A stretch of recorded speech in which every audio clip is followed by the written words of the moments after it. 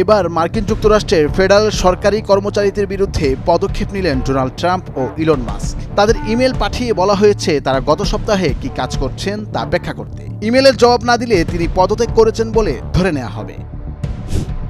বন্দুকধারী পেনসিলভেনিয়ার এক হাসপাতালে ঢুকে সোজা ইন্টেনসিভ কেয়ার ইউনিটে গিয়ে সেখানকার কর্মীদের জিম্মি করে। বন্দুকধারীর গুলিতে এক পুলিশ কর্মকর্তা নিহত ও আরও 5 জন আহত হয়েছে। পরে পুলিশের গুলিতে ওই বন্দুকধারী নিহত হয়। ক্যাথলিক খ্রিস্টানদের ধর্মগুরু পোপ ফ্রান্সিসের শারীরিক অবস্থা এখন আরও সংকটজনক বলে জানিয়েছে ভ্যাটিকান। তাকে রক্ত দেওয়া হয়েছে। হাঁপানি, নিউমোনিয়া সহ আরও বেশ কিছু শারীরিক জটিলতা নিয়ে 1 সপ্তাহেরও বেশি সময় ধরে তিনি হাসপাতালে ভর্তি রয়েছেন। ভারতীয় আর্থিক অপরাধ দমন সংস্থা ইন্ডিয়ান এনফোর্সমেন্ট ডিরেক্টরেট দেশটিতে বৈদেশিক মুদ্রা লঙ্ঘনের অভিযোগে ব্রিটিশ সংবাদ মাধ্যম বিবিসিকে জরিমানা করা হয়েছে। বিবিসিকে 3,14,510 পাউন্ড জরিমানা করা হয়েছে।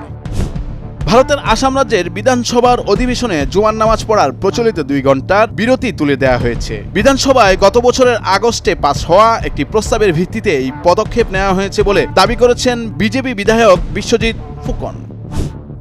পুণ্য অর্জন করতে যে করেই হোক প্রয়াগরাজে কুম্ভ মেলায় যাওয়ার চেষ্টা করছেন ভারতের কোটি কোটি মানুষ। একবার ডুব দিয়ে পাপ ধুয়ে ফেলায় লক্ষ্য। তবে কেন্দ্রীয় সরকারি রিপোর্টে দাবি করা হয়েছে প্রয়াগরাজের গঙ্গার পানি গোসলের যোগ্য নয়।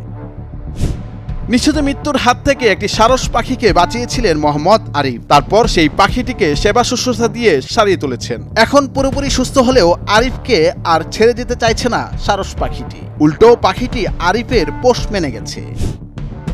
জার্মানিতে ভোট শুরু, অধীর আগ্রহে তাকিয়ে ইউরোপ যুক্তরাষ্ট্র। এবার 5,92,00,000 জার্মান ভোট দেওয়ার যোগ্য হলেও অনেকে এর মধ্যে ডাকযোগে তাদের রায় জানিয়ে দিয়েছেন।